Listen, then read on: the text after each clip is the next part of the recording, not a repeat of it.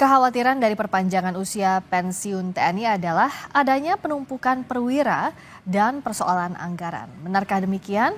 Kita bahas bersama Al-Araf, peneliti senior imparsial. Selamat malam, Mas Al-Araf. Selamat malam, Mbak. Kami juga coba menghubungi anggota Komisi 1 DPR hingga saat ini, tapi masih belum merespons.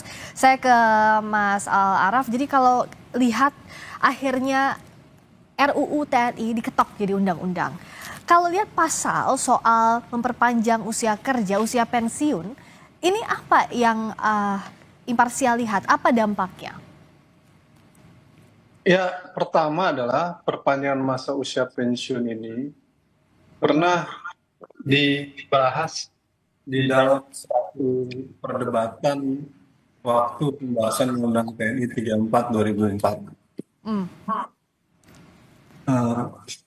Waktu itu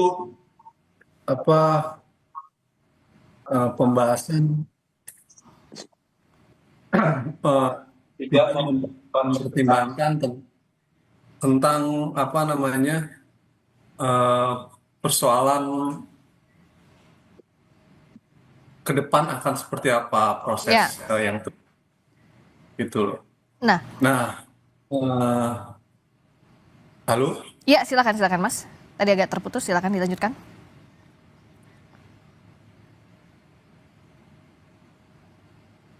Halo? Iya, silakan Mas Al-Araf. Tadi sempat terputus, lanjutkan sekarang. Silakan. Iya. Nah, lalu kemudian dinamika kekinian akibat perpanjangan pada tahun 2004 itu mengakibatkan terjadinya bottleneck dan penumpukan di institusi TNI hari ini. Oke. Nah, dengan perpanjangan sekarang, maka orang akan memprediksi bahwa kalau tidak ada reorganisasi di dalam tubuh TNI secara lebih baik tentang perluasan struktur dan lain sebagainya, dan konteks reorganisasi, ada kekhawatiran bahwa di masa datang ini akan menimbulkan problem penumpukan kembali. Nah, oleh karenanya, perlu ada solusi untuk mengatasi kekhawatiran terkait dengan penumpukan itu, Mbak. Karena kalau tidak, maka organisasinya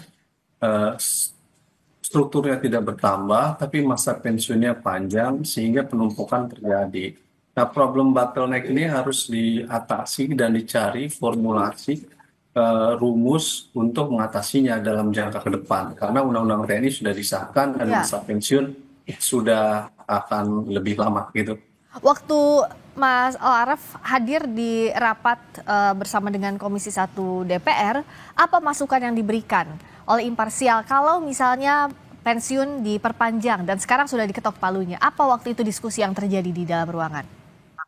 Ya, proses penataan organisasi TNI terkait dengan internal TNI dan masa pensiun ini tidak bisa dilihat hanya persoalan pensiunnya saja. Ya. Tapi persoalannya adalah bagaimana mengatasi persoalan yang kemarin dan bagaimana mengatasi persoalan yang ke depan gitu.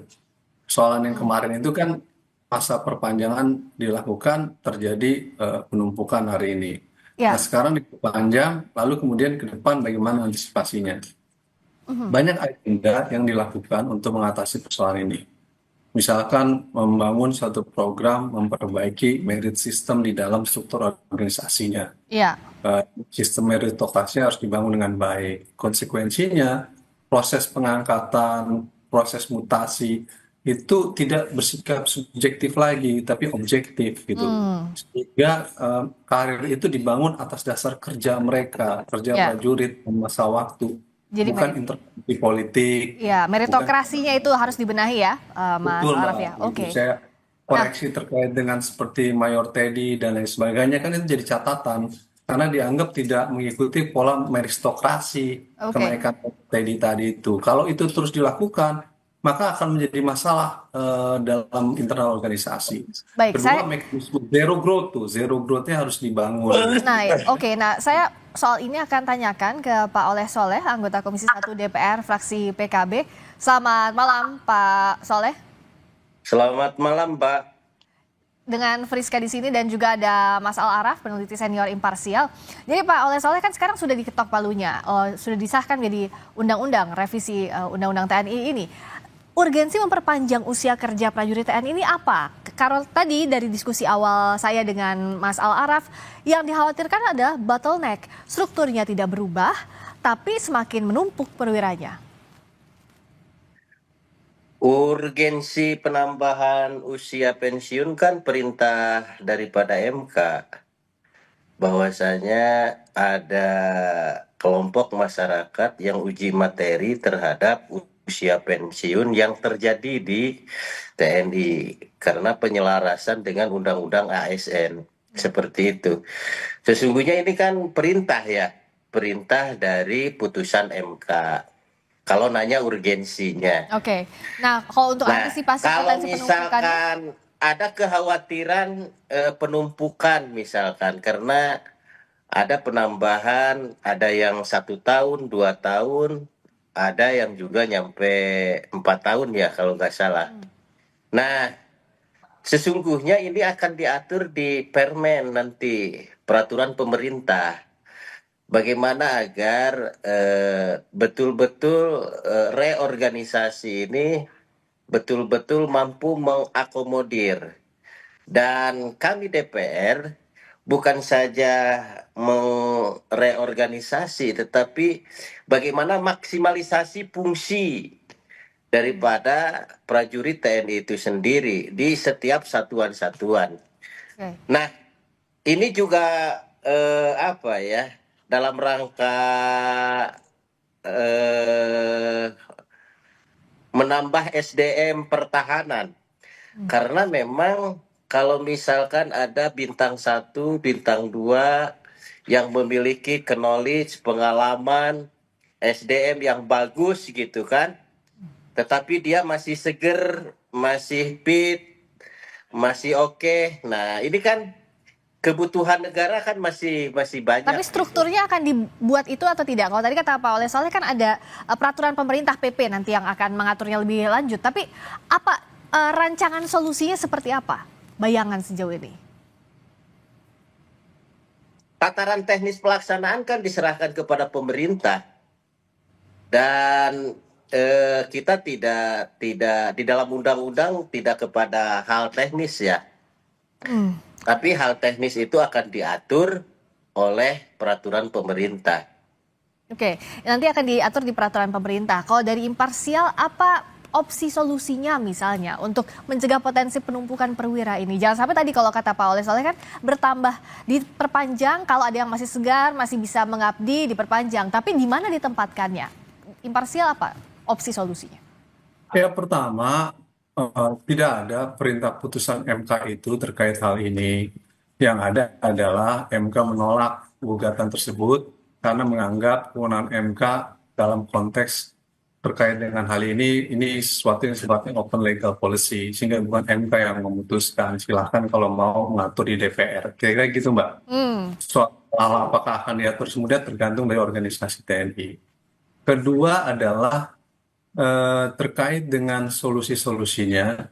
Memang ini kan sudah menjadi undang-undang, maka terkait dengan perpanjangan pensiun ini yang harus dipikirkan bagaimana proses perekrutan dengan yang pensiun ini harus irama, gitu, terkait dengan jumlahnya. Maka ada upaya untuk membangun tadi satu proses meristokrasinya harus baik, meritokrasinya.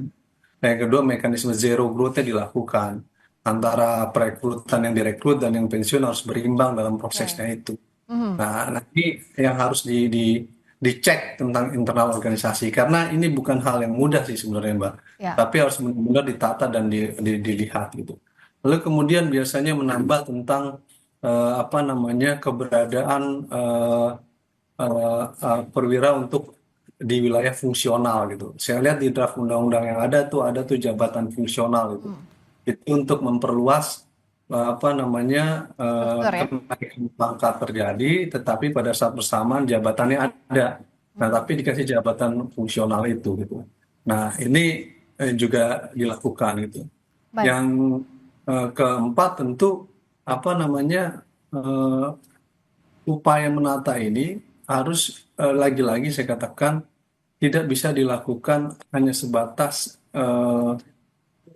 dengan kontrol sipil subjektif tadi itu, Mbak. Tapi dia harus dibangun dalam kerangka objektif civilian control, di mana ruang-ruang intervensi politik harus tidak terlalu campur di dalam otonomi militer Ya. untuk menata organisasi mereka gitu, supaya otoritas politik itu cukup pada tataran level panglima, Ya. pengangkatan staf. Tapi kalau pengangkatan pangdam ataupun lainnya, Tidak perlu ruang intervensi intervensi politik politik ya. harus dihindari, Mbak, karena itu akan mengganggu proses meritokrasi, penataan organisasi internal. Ya. Nah, problemnya adalah seringkali selama ini, terusnya di era 10 tahun kemarin itu, internal TNI, ruang-ruang intervensi politiknya Oke.